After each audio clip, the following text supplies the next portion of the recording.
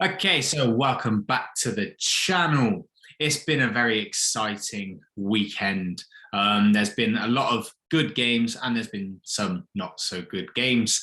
And so I think the best place to start would be, I want to start with the United game, but as we've got two fans here that played each other, I think we should start with that game. So Arsenal versus Leicester, and I'll let you guys do whatever it is that you want to do and whatever you want to discuss. So take it away, both of you. I'm obviously very happy with the performance, not just the win, but just the performance overall. You know, we were playing some good, typical Arsenal style football. Great in possession at times. You know, we were looking a bit shaky towards the end of the second half. You could tell that, you know, once we got that first goal, it was like, you know, we'll ease off a little bit and let Leicester tire themselves out, and that's exactly what they did. I think they, you know, we were fairly looking to get that penalty in the second half. It was a penalty, but yeah, Leicester were pretty tired after about 65 minutes, and at that point it was just like, you know, you could hear the fans chanting "Hey!" every time we passed the ball, which is always a good sign, because it got quite easy to just keep possession at that point. In terms of Leicester, you know, they weren't too bad.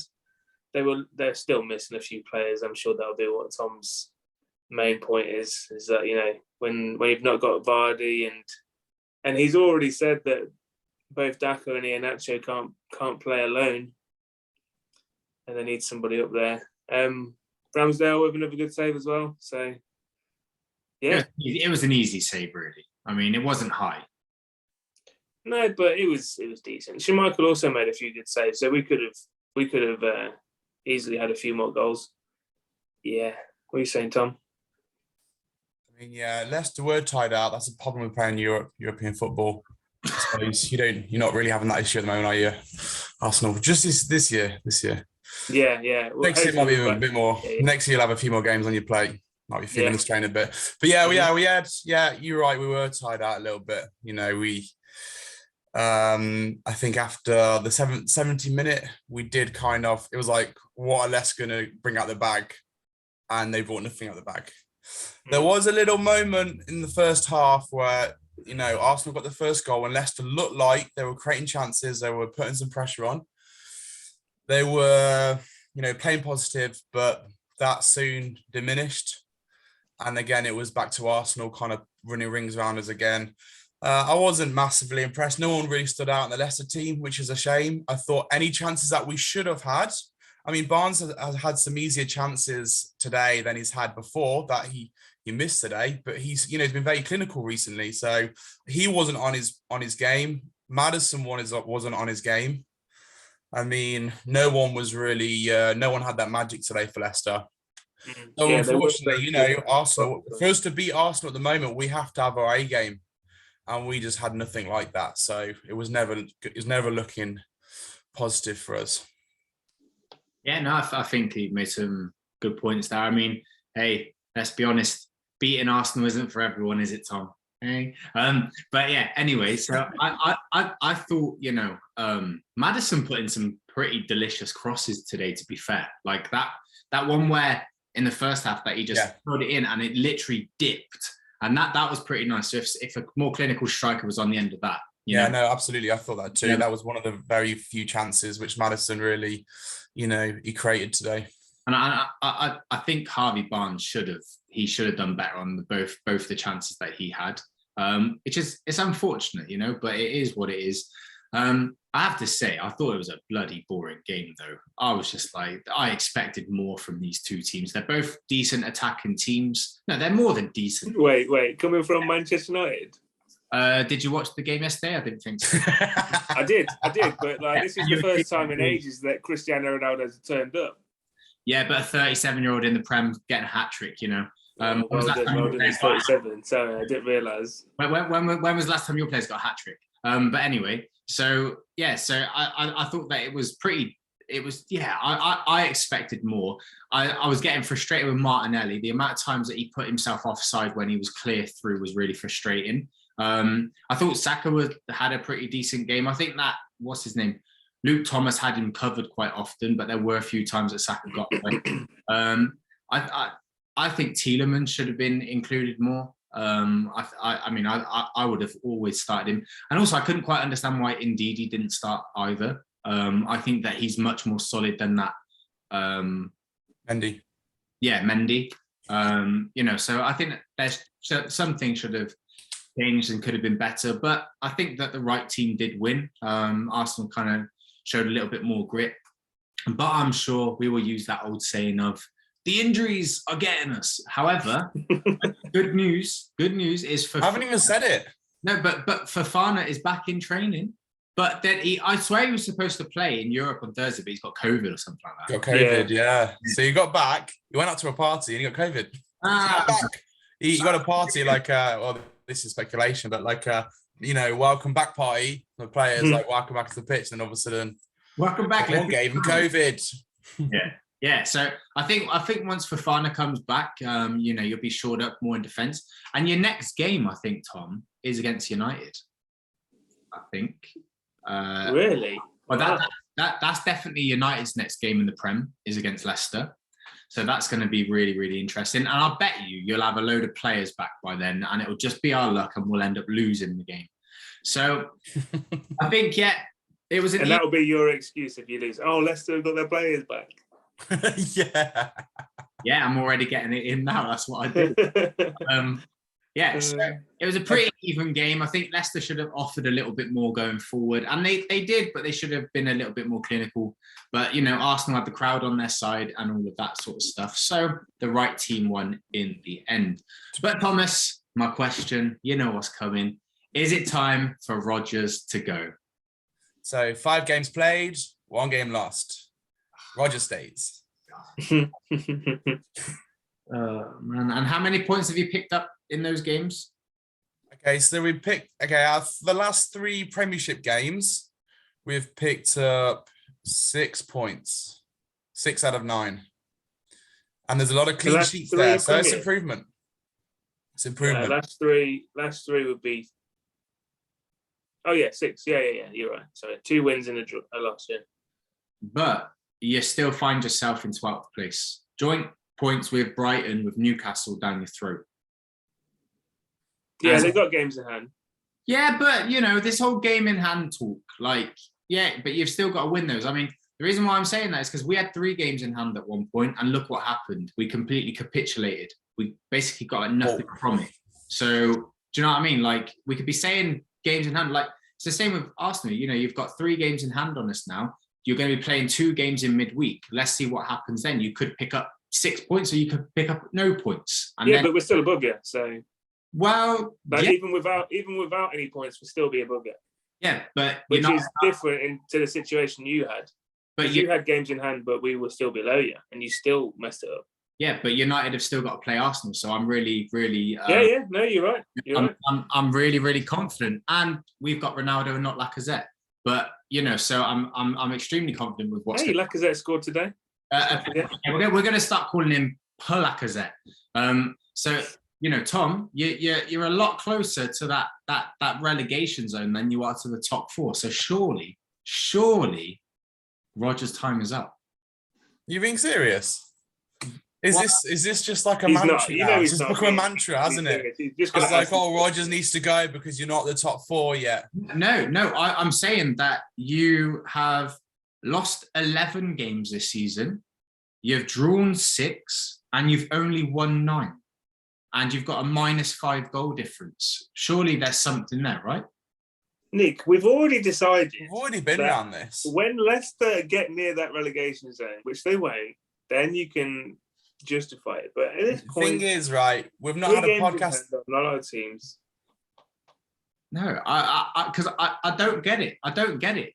If what don't you get about us playing three games and winning 2? Because this lost to a good Arsenal team today. No. Well, I accept that, but Leicester for these last few years have been seen as like a biggish team now. You at one point you were considered part of the top 6, and there's no point denying that, because you've even said it yourself. You now find it down. You now find yourself down there in 12th place. I'm sorry, but maybe we've got to completely different definition of a top team, because if you were a top team, you sack your manager, surely. So we sack our manager when things go difficult, even though he's shown he can fix problems. No, when things go wrong. Are things going wrong at Leicester? Yes. Okay, what's going wrong at Leicester right now? You're losing games. Okay, why are we losing games? Because you're not good enough. Okay, there is other reasons. There is other other reasons behind that. Yeah, today we weren't good enough against a good Arsenal side who have invested a heck of a lot more money in their squad than we have. But Tom, that's absolutely fine. But I'm going to say injuries again, Nick, because you keep having your mantra. I'm going to have my mantra. Okay. Mm-hmm. All right. When Rodgers has his side out that he wants, just like Arteta, when Arteta has his side, his players out, they do what he wants them to do. Right. I'm confident that when Rodgers has his side, his players, the players he's picked and he wants, they'll do what he wants them to do and get the results he wants them to get. I can't really be much clearer on that. And we're just going round and round and round. When he does have that squad back and he's still playing badly, then you will have a bit more clout to what you're saying. But right now, when there's 6 players out of the side that we need, when those players are back it can't be 6, surely. Yeah. You're saying you can't compete with Arsenal without these 6 players? Well, actually, I think today we were just bad. Like the players missed opportunities, but I think we still have 6 players. Who are you missing? So we're missing Fofana still. We're missing Evans still. Yeah. We're missing. Well, Soyuncu is a first team candidate. Soyuncu is a first team candidate, but he's quite reliant on a bit of leadership. And Marty's actually did quite good today. I thought Marty trapped back quite well. But you can't surely be telling me that you're relying on Johnny Evans. Like Fofana, Johnny Evans, we need that leadership in the defence. And I don't think we've had it for quite a while. I think Marty's stepping up. I think that's quite sad that Johnny Evans is what you're missing. Because Johnny Evans is pretty average. Like for Leicester, he's done quite well. But come on. He's pretty average. But I'm saying when he was a big integral part of the side, we weren't having the issues we're having now. That's what I'm saying. That's what I'm saying. I can't really make it any more clear on that. That's 2 players. So who are the other ones? Okay, so Vardy. Yeah, Vardy's injured at the moment. That's it. And we are also missing. That's it. He's choosing to put Tielemans on the bench. Cristiano. But also, we played European football, right? So he's rotating a little bit. We haven't got the depth of squad that you've got. So he's rotating a little bit to save players for Europe. And I was a bit disappointed today that we started with so many on the bench, that he's prioritising the Rennes game, the second Rennes match over the Premiership game. I kind of noticed that today.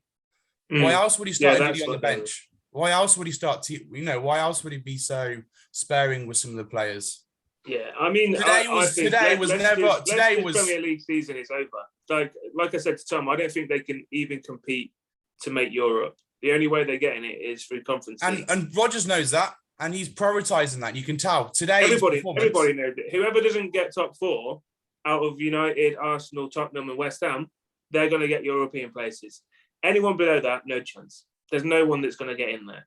That's my opinion, anyway. No, of course. So, I mean, it's clear where his priority is at the moment, Rodgers. Okay. I still think the injuries thing is a slightly weak excuse. I do. I mean, the only ones that I would say you're really missing is Fofana and maybe Vardy. I don't actually think Johnny Evans is any better than Soyuncu. You don't know that. You don't know him. You don't know him. You don't. I know he played for Man U, but wasn't a leader at Man U, was he? He was at my club for. I know, but it doesn't mean you know him. Your club got rid of him. Alex Ferguson. He thought that was a massive mistake. Yeah, he put that in his book. Yeah. I know, but chill. He was at my club for 10 years. I know what I'm talking about. Do you know him as a leader? Do you know him as a more polished player, as a leader? Absolutely. I've watched him. I actually have a lot of respect for Johnny Evans, but in terms of saying that like he completely transforms your back. I didn't say he completely transforms. I didn't say that at all. That's what you're saying. Okay. What I'm saying is we're missing him, and we're missing that structure at the back. And until we get the team, the squad that Brendan Rodgers really wants out there, you can't really judge him. I know he has to make the best, and I know he's made some pretty naff decisions as well. I'll accept that, but I don't think there's anything massively going wrong. That's my point. Let's agree to disagree then. I mean, to be honest, I do agree with Tom. I don't think there's anything massively going wrong, but I've been saying it for a while. I think this is where Leicester belong. I don't think that they are anywhere near that top six. No, Leicester are a big team. Any team that wins the Premier League is a big. No, I know that. But that was pure magic. Like, no, it was. I don't think that they'll compete for anywhere near that. That's what. But you know what, right? That's what people said immediately afterwards. But we pretty much compete for top four the next 2 seasons. Yeah. So we prove people wrong time and time again. I get what you're saying, Matt. Mid team side, mid-table team, and that's how you see us. But we've proven you wrong the last 2 years. And I think moving forward, we're going to keep proving people wrong, and hopefully yourself. Tom, this is why I'm so hard on Leicester, is because I do think that they're a top 6 team, and the last few seasons have absolutely evidenced that. I think for 2 seasons you were really pushing it towards the top 4, and had it not been for kind of like losing against United on the last day of the season, you would have got top 4 and all of that sort of stuff. So this is why I can't quite understand the complete massive drop-off. Well, in that case, I completely agree with you, Nick. Because if what you're saying, Tom, is that Leicester are a top 4 competing team, and they now top 6. 12th. I said top 6. I think they're top 6, but they should have got top 4 the last 2 seasons. But we were punching above our weight. I'm not going to say we weren't. We were punching above our weight, but I think we can do it again. That's exactly what I'm saying, that you're punching above your weight. And now but I don't think we're mid-table. I think we're better than that. I think we're more than mid-table, Matt. 8th to 10th.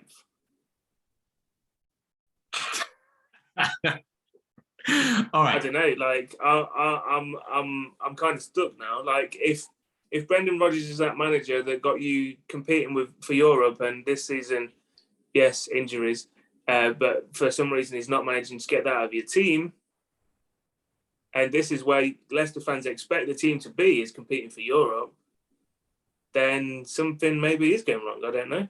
It is going wrong. It is absolutely going wrong. I think that, every single manager, they have their sell-by date. It's true. They come in and they do a fantastic job. And I don't think anyone should say that he hasn't done a fantastic job. He's won them an FA Cup. He's got a for Europe.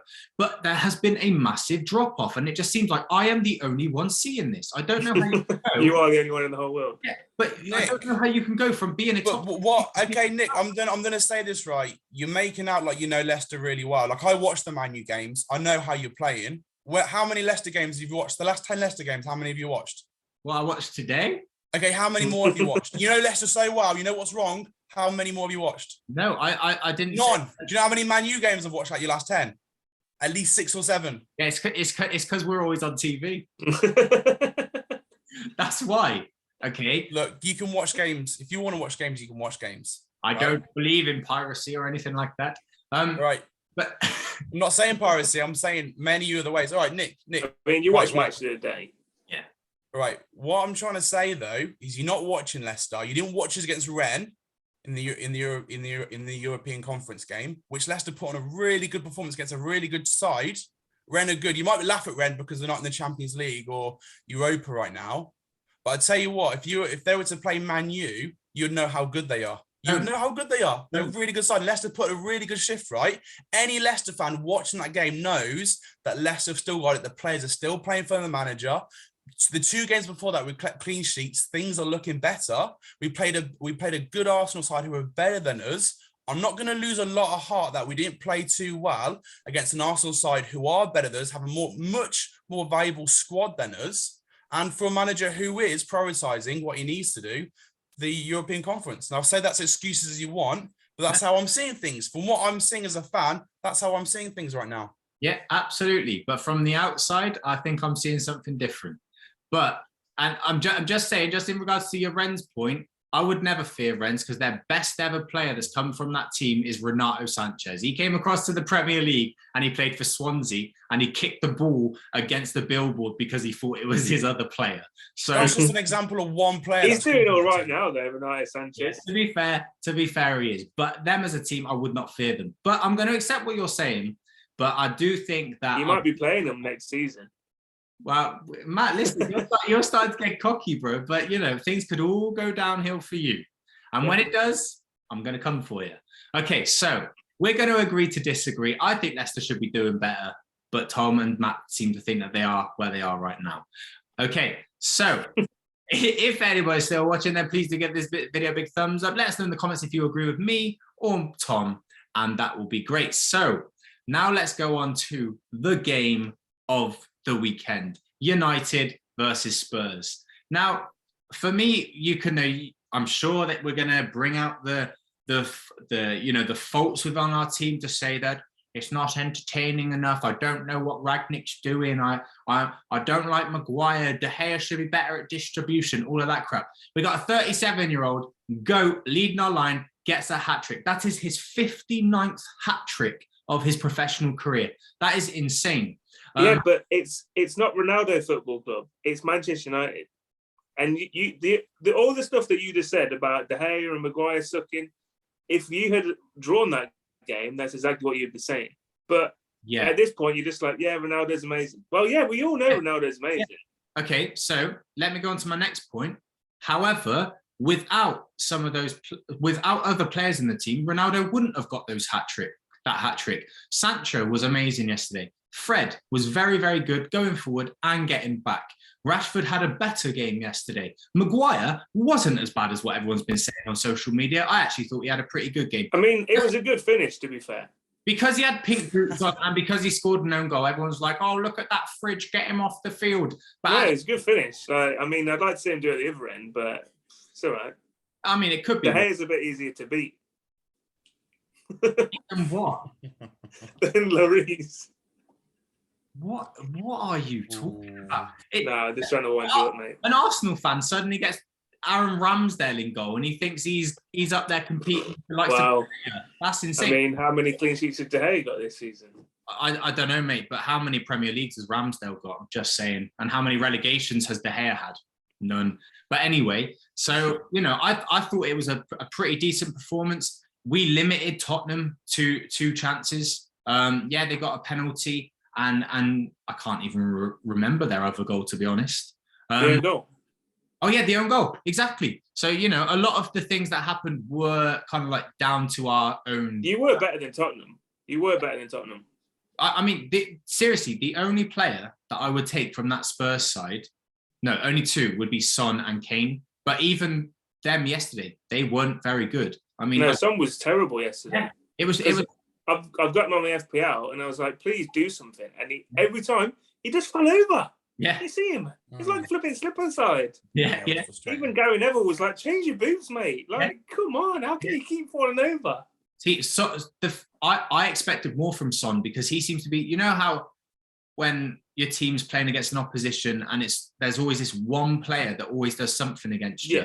It's always Son against us, but he was like non-existent yesterday. And like I said, Kane just had his penalty, but that was it. I actually thought that their most dangerous player yesterday was that Reguilon because he kept on getting in down the back of Delo, but that was about it. Kulusevski as well put some good balls in. Yeah. To be fair, but again, Tellez, why did he have to turn to the side and have his hand up like he was a T-Rex, and slapping against the ball? But it is what it is. But I thought it was a much better performance by United. And if we go through the season, the rest of the season now just attacking and not really caring about defending, but we can outscore the opposition, then I'll accept that. I think that we are defensively, we are frail. It may not even be that so much. It's the sense of we just lead to our own issues. We lead our own issues. And I think, something's not quite right there at the moment. I do think that when Varane plays, he absolutely shores us up. Maguire looks better when he's up with Varane, but then again, Lindelof looks better when he's with Varane. I feel like Varane is that piece, but then something else is missing. And I hope we go into the market and we get a new centre-back in the summer. But I'm still confident in my team's ability. Whilst we've got Ronaldo there, I always think that we've got a chance. I have kind of slipped into the old mindset of I've been influenced by other people's thinking where they've been saying maybe I need to be moving on and stuff like that. Yeah, you said it last week. Yeah, but maybe Ronaldo is finished. They were the exact words. You did. Those words. I did not say Ronaldo is finished. You said Ronaldo is finished. I said Ronaldo is finished. I said those exact words. Ronaldo. You did because you had told me the lineup, and I've got no proof of this, But in my head, I'm pretty sure I heard the words Ronaldo's finished because you were that annoyed. Maybe it wasn't actually what you thought or what you wanted to say. Maybe you were just annoyed at the fact that Ronaldo, because you said that you had seen the rumours that he got benched and he didn't want to sit on the bench, which is why he decided he wasn't going to play altogether, right? Obviously, the press have said he was injured. Who knows? But then he comes back and does this. And like, the thing is, yeah, I mean, he's 37 and he's like the biggest football player in the world. And like I said to you earlier, you know, it would be great if he was consistent because I've had him in my FPL team this season. And every time I had him in, he did nothing. Literally got me like 1 point because he'd get booked or something like that. And then he goes and does this against Tottenham, who aren't an easy team to score against. So, you know, like if Ronaldo was doing that every game, you would be up there competing for the league. It's just unfortunate. Yeah. So let me put something to you, Nick. Okay. To you. How much have you paid for your defence? So we paid 80 million for Maguire, and you very well know that. I think we paid 30 for Varane, which I think is absolutely worth it. I mean, he's won 4 Champions Leagues. Aaron Wan-Bissaka, I'm not going to even put into that now because he's not a starter for us. So we got Delo actually for like 5 million. And Luke Shaw, again. Oh, that does count because Wan-Bissaka did play for you the other day, didn't he? He did start. Yeah, but he did. But in terms of actually, if we're looking at what our first team is currently, Delo is ahead of him. The only reason that he was put in was against Man City because of his defensive ability. But in terms of kind of like Luke Shaw, he was the youngest, he was the most expensive teenage fullback in Premier League history. And I think we paid like 30 million for him or something like that. So in total, about 150 million. You've got to include Wan-Bissaka though, because that was fairly recent. No, I only have to include Wan-Bissaka if it fits your agenda. Okay, how much money have you spent recently on defenders? I'm asking you in the last 3 years. Okay, so that would be around about 170 million. Okay, so my point is, right, that's a heck of a lot of money. My point is, as a Man U fan, do you have a lot of faith in the Man United recruitment, in their ability to recruit? And do you think it's well, how do you think you're going to go moving forward with that, spending all that much money? I think we're never going to win the Premier League again until the Glazers gone. Because the Glazers, all they see us is a cash cow. They see us as an opportunity. They don't really care about on-field success. But haven't they given you money, though? Haven't they given you loads of money to spend 170 million on defenders? Yeah, let alone any other parts? Yeah, listen, then. Yeah, so go on. The way that their recruitment strategy works is they give us the money, but they tell us the players to get that have the biggest social media following. Because if they've got the biggest social media following, then that increases their social media following, which eventually then brings in them a global revenue. That's how it was. Look at some of the unearthed. How many unearthed gems have we brought in, like a Kante or anything like that? You can't name one. But we're bringing in. Well, I mean, Bruno Fernandes wasn't like the most well-known player. He was already making headlines in Portugal and for the Portuguese national team as well. And he was working alongside Ronaldo. So he was already up there. But in terms of like unearthed gems, we're not really getting them. You know, we're going for the big potential players. Like Wan-Bissaka was seen as a big potential player because of one really good game that he had against us when he was playing for Crystal Palace. You know, and then we go and get someone like Matic, who already was well known within the Premier League. They thought, we can add a little bit more to him and things like that. So it's all about how much money they can make from the team. It's not about what we can do to bring that on-field success. But what I'm trying to get at is I don't care if they want to make money out of us, because if you invest in the team properly with the right recruitment strategy, you're going to go and get players that maybe aren't these world beaters right now, but they could be, like a Salah, okay, because he wasn't a world beater when he was at Roma and Fiorentina and Chelsea, but he became that because he was then managed correctly as well. Then that sort of stuff is then going to come onto the field, which if you win the Premier League and the Champions League, that is going to give you more money, which I just don't quite understand at the moment. So I think until the Glazers are out, we're going to be very, very fortunate if we go close to the winning the Premier League. That's incredible, though, to think that your owners have that. I know they're owners and they can do what they want. They can move Man United. They can move you to like Bedworth if they wanted, right? They could. Like legally, I think they could do that. Like Stan Kroenke, he moved one of his American football teams literally to the other part of America. So I think they can have a lot of power, but it's amazing to think that like they who are not footballers, who don't they're businessmen, they have so much sway over your recruitment to actual experts, like people that like are watching the game. They know the players, they know people coming forward. It's amazing that they've got such a tight hold over you guys and who you can recruit. We were purchased back in 2005, I think it was, and Ed Woodward was the guy that ended up helping the Glazers get the club, because they all had an existing relationship anymore, because they are all part of the banking world. So they're all a bunch of bankers, and they actually financed Bayern United on debt. So what they had done is they'd taken their debt from one of their American teams, their baseball team or whatever it was, refinanced it, put it into United, and that's why we've got so much debt. Now, if they were to try and do that now, they probably wouldn't be able to do that. Okay, sounds a bit fishy to me. Well, it is. It absolutely is. They're a bunch of criminals. You'll be under investigation next. It's absolutely fine. If it gets them out, I couldn't care less. True. So I think and the only reason we were still successful in those few years that they had us initially was because we did have the greatest Premier League manager there. He was able to cover up some of the cracks. But now that we've lost him, and David Gill as well, who was the chief executive at the time, who was another footballing person, we've completely lost that structure. And when you say experts, we don't have any. We don't. The only expert that you could say is we've got Rangnick at the moment, but we don't have someone like an Edwin van der Sar. We don't have someone like an Edu.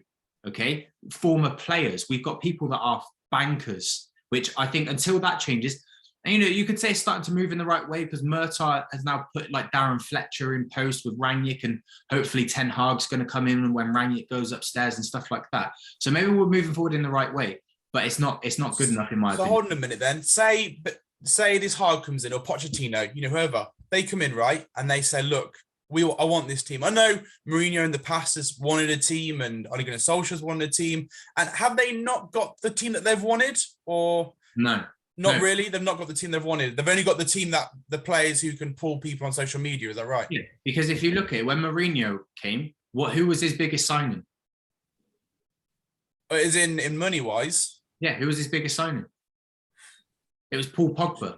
Yeah, I was going to say Pogba. Yeah, he was already a world global star who had massive social media following, but he wanted a central defensive midfielder. He had already targeted Declan Rice. Okay, before he had become this big kind of like what everybody wants now, but the club wouldn't listen to him. And these managers, they can keep coming in and giving their list, but if the board do not sanction these deals because it's not going to suit where the club's going, we ain't going to get any of these players. Now, this is why Ten Hag or Pochettino can come in and they can be putting their style of play over. But the fact is, our current players, barring Fernandes and Ronaldo and Sancho, and maybe when he's on form, Marcus Rashford, they're not good enough.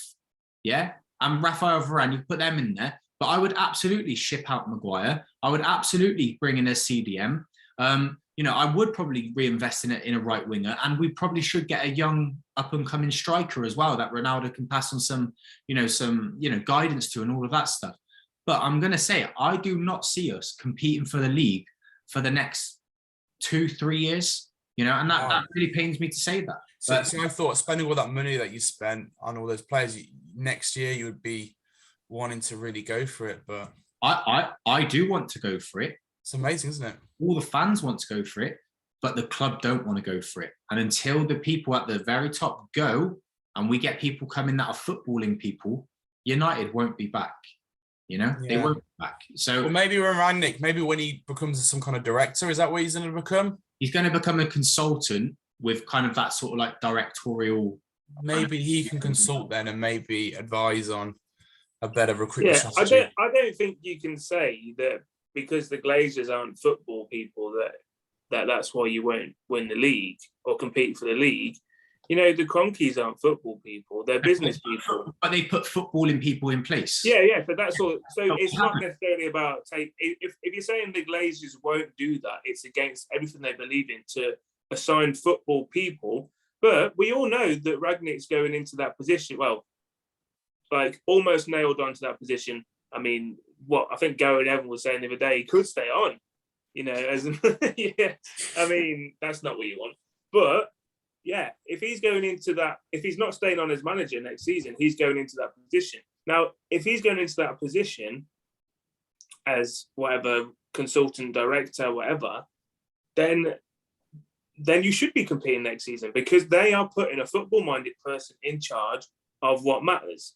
Yeah, but unless we then go out and start shipping out Maguire and McTominay or whoever we need to get rid of, we ain't going to go anywhere. Because, yeah, right, you can put the footballing people in, but if the players there are not good enough, you can say, yes, we've got a lot of players that are good enough, but we are more than, as you said, Ronaldo and Sancho and Fernandes. Until we do have that top-class centre-back up against with Varane and the top-class right-back, we're not going anywhere. And this is what I'm saying. It's going to take 2 to 3 years for that to happen. Well, potentially, because you like you said, there's a few players that you probably would get rid of.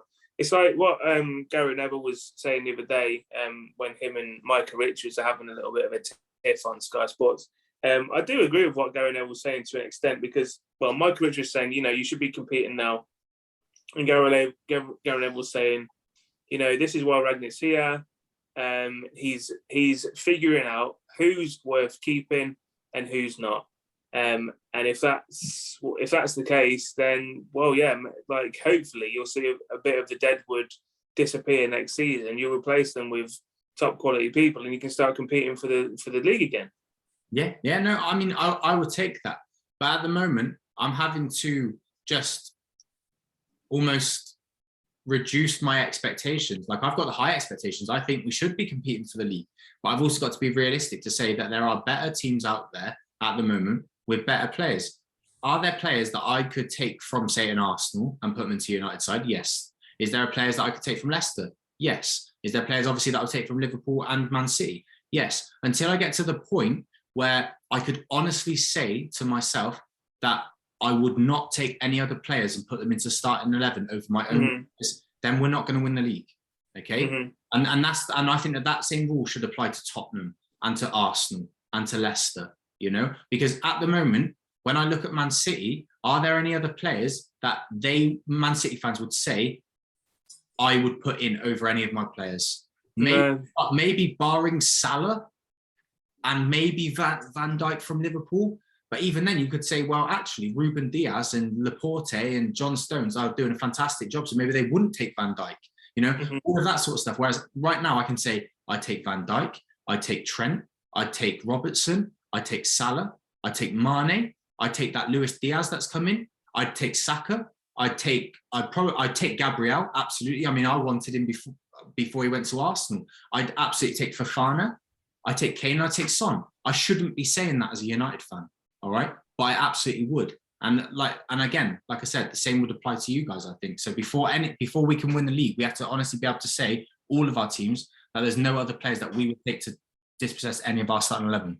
But not necessarily, because Leicester did win the league with a team that was worth £21 million. Exactly, but that was pure magic, and that was before Liverpool were competing, and. It was, I don't know what happened to Manchester City that season. They just dropped off the face of the earth, considering that we finished second and Tottenham finished third.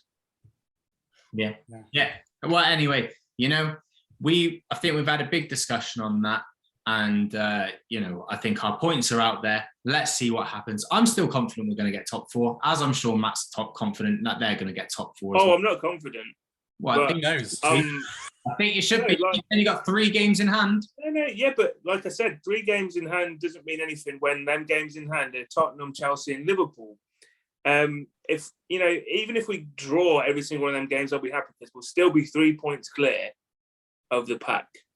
But yeah, all the more points, the better. Obviously, keeps us a bit safe, gives us a bit of a cushion.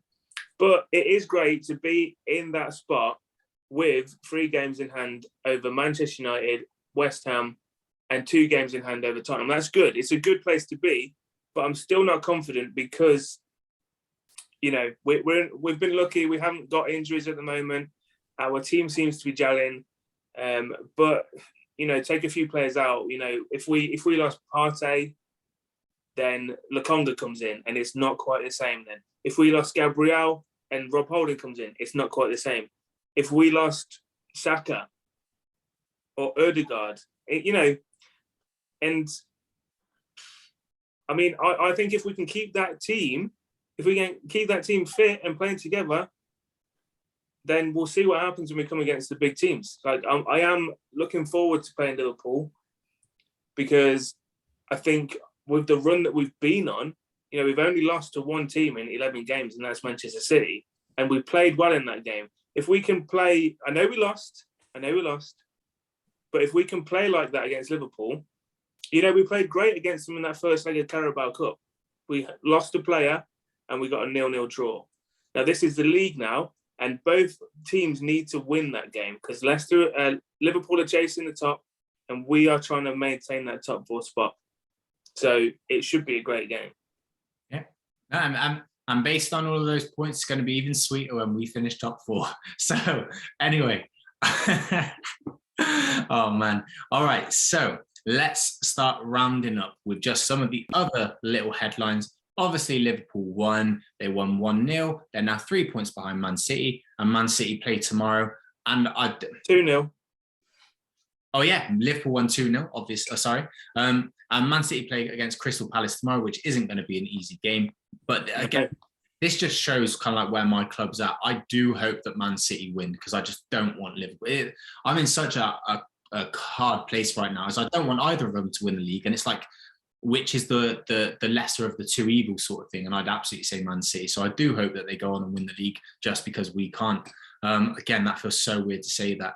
So that is a little roundup of the main teams. So let's go into our flops and players and managers of the week. Okay, so Tom, let's start with you. Who is your flop manager of the week?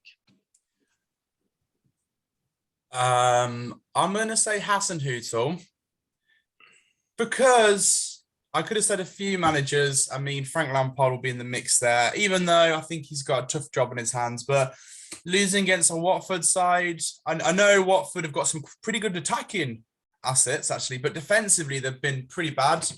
I know Hodgson is kind of known for steadying the ship, so to speak, but I do think, Southampton could at one point this season been really pushing for something good, but I think is that ship sailed for them now? I don't know. Yeah. Okay. But I mean, losing against a Watford side, that's not going to help their cause. So I'm going to say Hasenhüttl for flop manager. All right. And Matt, who's yours? I'll go Frank Lampard, because I hate Frank Lampard, and I'm sure Everton fans were so happy when he came in. Like, yes, we've got a nice young manager, we're playing some good football. Doesn't have a clue what he's doing. He literally doesn't have a clue what he's doing. Yeah. Like, I mean, how many points have they even picked up since he came in? Not a lot. And they've got a few games in hand on the teams around them. But if they don't pick up some points, they could be in a relegation battle. So that'll be funny. Yeah. Well, I'm going to go for Eddie Howe. I think that a lot of talk has been going on about Newcastle. I've even said it myself that they're picking up points now. They're starting to climb that table, but actually comes up against his first test, and he just got outdone. I think that if he had put out a better team selection, should have started Saint-Maximin, because actually when Saint-Maximin came on, things started to get better for them, because two players were on him, and that freed up other players. I think that he tried to be too big. I think he's got a little bit too big for his boots and stuff, when he needs to realise that he's still got Chris Wood leading his attack. So yeah, I'm going to put him as my flop, because Chelsea were absolutely there for the taking. Obviously, we know all the things that are going off the field as well, off the field, and that gets into the players' mentality. And they did have opportunities today, and they weren't able to convert. However, they should have had a Stonewall penalty, and Chelsea a red card. Had a man sent off as well. So things did go against them, but I don't think that Eddie Howe was able to capitalise on a big situation, both on the field and off the field. So he's getting my flop. Okay, Matt, who's getting your manager of the week? I'm going to actually say Roy Hodgson. Okay. Because like all the other teams around, they, apart from maybe Rangnick, because it's two big teams coming against each other, you would probably have bet on most of the teams. But Watford away against Southampton, you would have bet on Southampton to win that. How Watford played against us the other day, they gave us a very, very tough game. And I think, I do like a lot of Watford players. I don't know if they will stay up, but they could turn it around if they continue to play this football. And I would be completely happy with that, because I would love to see Everton and Burnley go down, if possible, along with obviously Norwich, who suck. Yeah. Okay, so Tom, who's your manager of the week? Do you know, Leeds gave us an absolute spanking, even though we beat them 1-0. I'm going to be completely honest and say, as a Leicester fan, I was on the edge of my seat the whole game because Leeds kept at us the whole time. So the new manager, Jesse Marsh, has come in. And I actually think a tough gig, because you know how much the Leeds fans love Bielsa, and they still do. Tough gig. And I think he's done really well. And the fact that he brought in, on the 92nd minute, Gelhardt, he was like a young up-and-coming striker, and he got him a goal. They won the game. I think that was a bit of class. So I'm going to say Jesse Marsh all day long, because I think he's got a lot of spirit. Whether he's as good as Bielsa or not, that's another story. But I think he's come in and he's made an impact. Yeah, no, I think that's fair. And actually, Jesse Marsh was one of the ones that we were looking at to potentially come in as a coach for United, to work as part of Rangnick's staff. So, I think that he is actually held quite highly. But in terms of my manager of the week, I am going to go for Thomas Tuchel, just because I think that it's not always just about what happens directly on the pitch. I think he's had a lot to deal with off the pitch, and he's able to kind of like bring his players together despite everything that's going on. And he got out and he won a pretty difficult game as well. Newcastle have been in a rich reign of form. They've done really well these last few games, and he was able to hold on to it. And he's also bringing the best out of Kai Havertz as well. Which I think is really, really good, because I think Havertz is a pretty decent player. So I'm just going to give it to Thomas Tuchel for a variety of factors, really. So let's now go into the player of the week and the flop player of the week. And Matt, let's start with you. I mean, got to give it to Ronaldo, really, haven't you?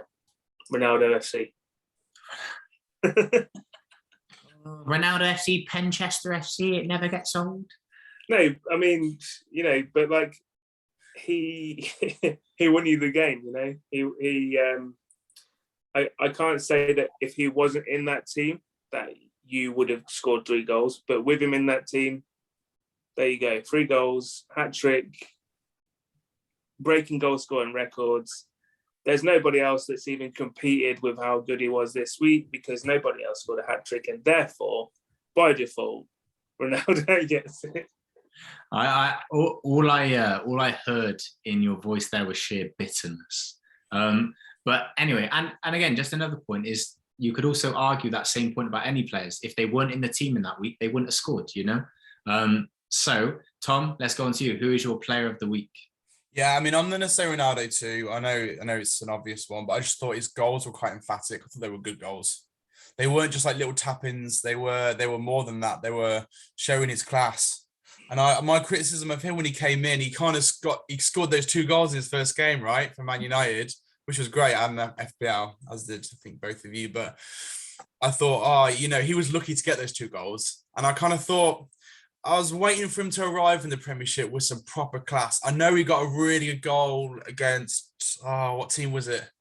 Where he hadn't scored for like 5-6 games, and then all of a sudden, shot outside the box. Really nice shot. And I just thought these goals today were good. They were like, Ronaldo could have just arrived in the Premiership now.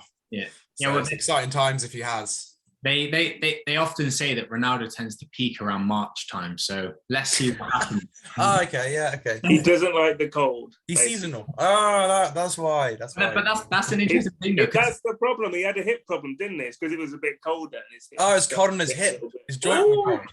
Listen, Matt, when you get to 37, you're going to be feeling it too. I'm feeling it now, mate. Oh yeah, I didn't, and yeah, I'm gonna go for Mr. Cristiano Ronaldo and his mate Sue.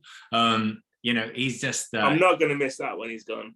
It is literally iconic right now. And well, yeah, obviously you love it. Yeah. you know, it is what it is, and you know, Sue. So yeah, I love Ronaldo. He's my favorite player of all time, and I think he's the greatest of all time. And it was lovely for him to turn back the years and score a hat-trick, his 59th hat-trick, and long may it continue. Just to note, though, only 2 of those have been at Man U.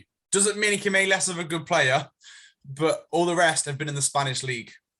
So, but I think he can get a few more. There's a stat for you, Nick. Yeah, he scored 1 before for Man U, but I know he was more of a winger. So I'm not giving him a hard time. But 57 in the Spanish and Italian leagues. Yeah, Tom, thank you so much for clarifying that.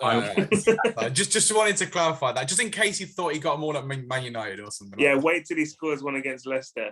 Yeah, really. It was his 3rd at Man U. Yeah. Right. Listen, I mean, I don't know how many Leicester players have scored a hat trick, but you know. Hey, here's one. How many players have scored a hat trick against the Pep Guardiola side? I don't know. I don't really care. Jamie Vardy. Right, just put it out there. Also, Jamie Vardy is the lead, the top goal scorer in consecutive games, isn't it, Tom?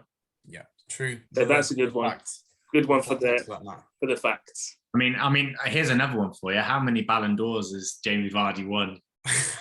So is it 7? 7. You know, and before you say anything, Tom, Ronaldo won his first ever Ballon d'Or at United. So let's go on to the flop player of the week. Thomas, we'll come to you. Okay. I feel bad because actually I've always had a bit of a soft spot for Harry Maguire. And I don't think it was a hard one because he was running back with such vigor. And he got contact with the ball. It's just a shame it went into the goal.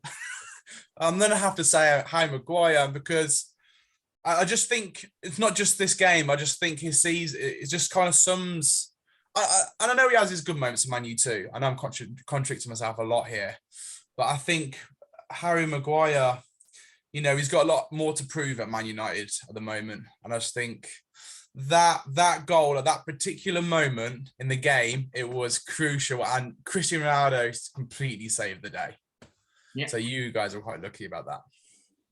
Well, luck or pure class. But anyway. Matt, lucky that you've got Cristiano Ronaldo, who is class. Well, yeah, but you could argue that about many teams. Matt, what's your flop of the week? Yeah, I wasn't sure about this one. Like, to be honest, I would have given it to Harry Maguire if you'd have drawn that game. Because you were better than Tottenham, and it would have been him that cost you that. But I'm going to give it to Soyuncu for his handball. Just put your hand out, mate. Yeah. I think that's fair. So it's like I said to Tom. Soyuncu was good until he grew that stupid haircut. Put it off, mate. It's true. Okay, so my player flop of the week is, I don't want to give it to him, but I'm gonna give it to Harry Maguire, but not even for the own goal. The fact that he wore pink boots. Any player that wears pink boots that is not Lord Bentner, they deserve the flop of the week. So that is why he's getting it from me. Okay, so that is the end of the show. Thank you very much, boys. Great discussion as always, but I'll finish it with this. And guys, if you're still watching, let us know in the comments below. Is it time for Rodgers to go? Thanks, everyone. We'll see you guys next time.